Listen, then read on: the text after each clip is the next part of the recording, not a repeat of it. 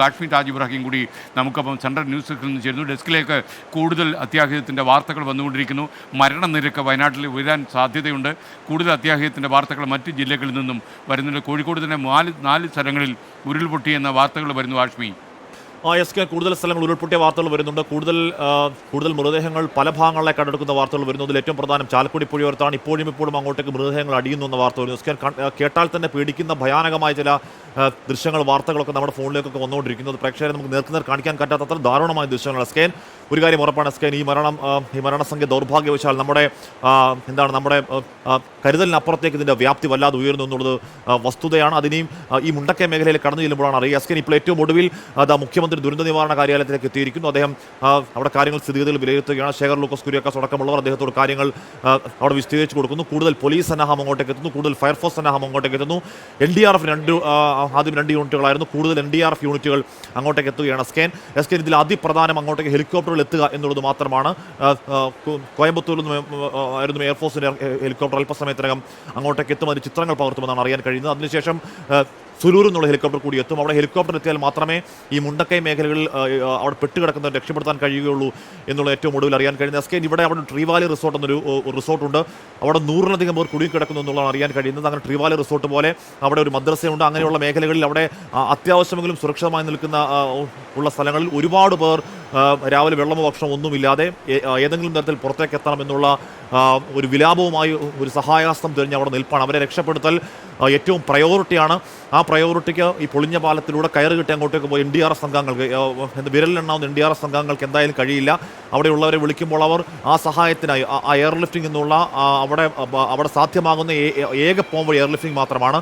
ആ സഹായത്തിന് 100 ആളുകൾ അവിടെ തടിച്ചുകൂടിയിരിക്കുന്നു, അവിടെ കാത്തിരിക്കുന്നു. എസ്കേൻ അത് മാത്രമല്ല, അങ്ങോട്ടേക്ക് എത്തുമ്പോൾ മാത്രമാണ് അവിടെ താഴെ ഗ്രൗണ്ട് ചെയ്ത് അവിടുത്തെ രക്ഷാപ്രവർത്തനം നടത്തുമ്പോൾ മാത്രമാണ് ഈ ദുരന്തത്തിൻ്റെ യഥാർത്ഥ വ്യാപ്തി അറിയാൻ കഴിയുകയുള്ളൂ. മുണ്ടക്കൈ മേഖലയിൽ ഒരുപാട് വീടുകളുള്ള ഒരുപാട് ആളുകൾ താമസിക്കുന്ന മേഖലയാണ് എസ്കേൻ. ആ മുണ്ടക്കൈ മേഖലകളിൽ കുറേ അധികം വീടുകൾ അങ്ങനെ തകർന്നിരിക്കുന്നു എന്നറിയാൻ കഴിയുന്നുണ്ട്. ആ വീടുകളിൽ ആൾക്കാരുണ്ട്. അത് ഏത് അവസ്ഥയിലാണ് എന്നുള്ള കാര്യം അങ്ങോട്ടേക്ക് പോയി നോക്കിയാൽ മാത്രമേ അറിയുകയുള്ളൂ.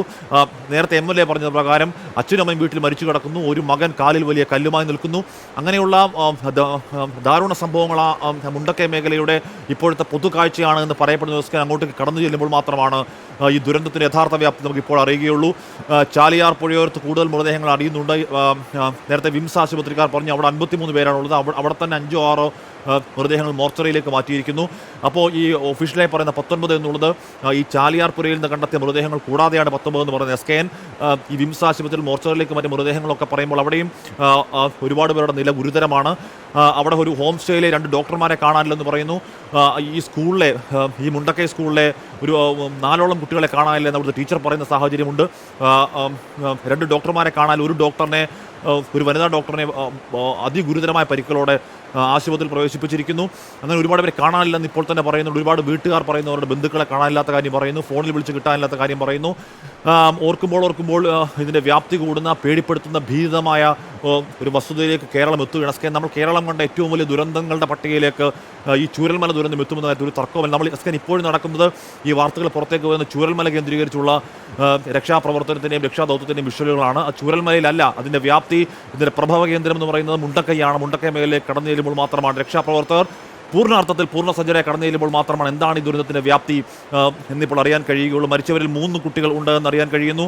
എസ്കേൻ ഈ വെള്ളാർമല ഈ വാഷ് ഓഫ് ചെയ്തു പോയ ഈ വെള്ളാർമല സ്കൂളിൽ ദുരിതാശ്വാസ ക്യാമ്പ് പ്രവർത്തിച്ചിരുന്നു എന്നിങ്ങനെ കേൾക്കുന്നു. ഞാൻ സുർജിത്തിനോട് ചോദിക്കുമ്പോൾ സുർജിത്തും അത് പറയുന്നുണ്ട്. അപ്പോൾ ആദ്യം കരുതിയത് വെള്ളാർമല സ്കൂളിൽ ക്യാമ്പ് ഉണ്ടായിരുന്നില്ല എന്നുള്ളതാണ്. മറ്റൊരു മദ്രസയിലുള്ള ഒരു ക്യാമ്പ് അവിടെയുണ്ട്. ആ മദ്രസ സേഫാണ്, അവിടുത്തെ ആളുകൾ സേഫാണ്. പക്ഷേ ഈ വെള്ളാർമല സ്കൂളിൽ ക്യാമ്പ് ഉണ്ടായിരുന്നു എന്ന് പറയുന്നു. അപ്പോൾ ആ ക്യാമ്പിൽ എത്ര പേരുണ്ടായിരുന്നു, അവർക്ക് സംഭവിച്ചത് എന്താണ് എന്നതിനെക്കുറിച്ചുള്ള ഡേറ്റകൾ ഇനി വരേണ്ടതുണ്ട്.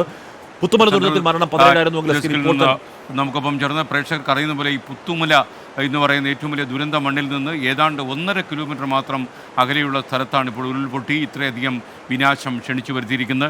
ഏതാണ്ട് 19-ലധികം ആളുകൾ മരിച്ചു എന്ന രീതിയിലുള്ള വാർത്തകൾ വരുന്നു.